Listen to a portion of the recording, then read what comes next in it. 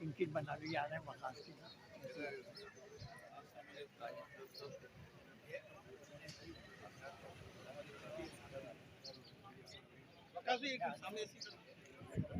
भाई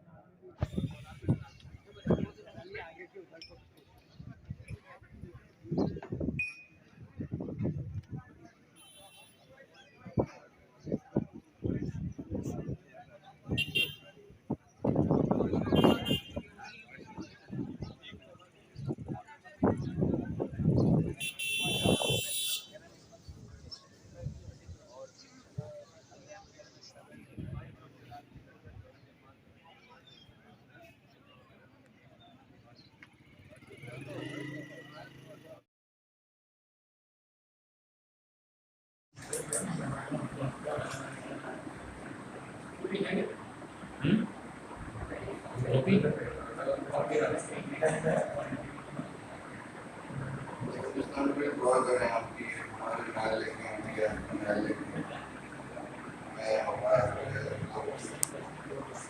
मोहब्बतों को जाहिर करने की कोशिश में लगे मैं आपको एक बात बताऊं, मेरी अपनी यही कोशिश कि यार देखो हकीकत है कि मेरे अपने पहले नमाज मेरे अपने रिश्तेदार आएंगे भी ना तो वो देर से पहुंचे और वो चलेगी हम तो यही रहना चाहिए हमारा अपना घर है, एक दूसरे के साथ रहना।